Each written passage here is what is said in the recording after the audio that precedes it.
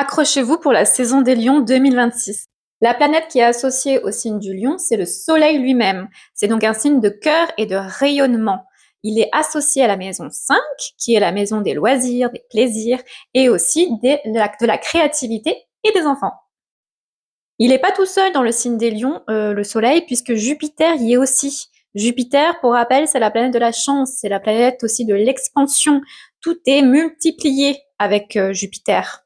Vous allez me dire, trop bien, la créativité, les plaisirs, les loisirs, tout en multiplié. Bah, pas, non. Il y a toujours un équilibre dans le cosmos, ok? Et l'équilibre va se faire grâce aux nœuds lunaires, que j'appelle les nœuds du destin. Nous avons le nœud sud qui correspond au karma, donc tout ce qu'on doit laisser derrière soi, se délester.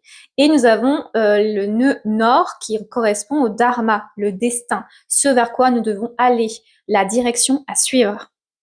Alors vous allez me dire quel est le truc? Et ben en fait le truc c'est que le nœud sud du karma se trouve dans le lion. Voilà, donc tout ce qu'on doit laisser derrière soi.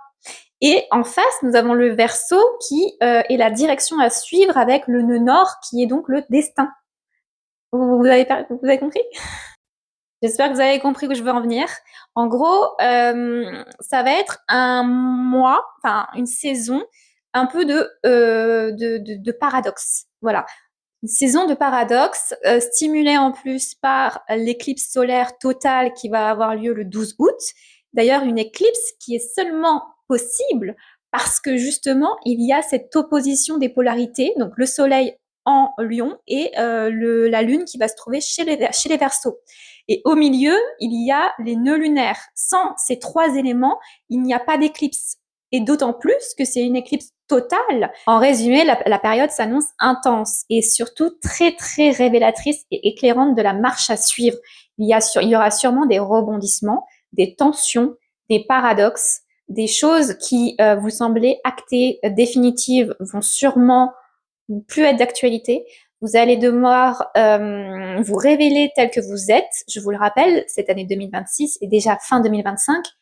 En réalité, depuis 2020 déjà, nous devons tomber les masques, nous devons faire preuve d'authenticité et surtout expérimenter, explorer tout ce qu'il y a de singulier chez vous pour vous révéler au collectif, qui est le signe d'ailleurs des Verseaux, qui représente l'innovation, le collectif, mais aussi la marginalité, une version de vous authentique, honnête et claire. Voilà.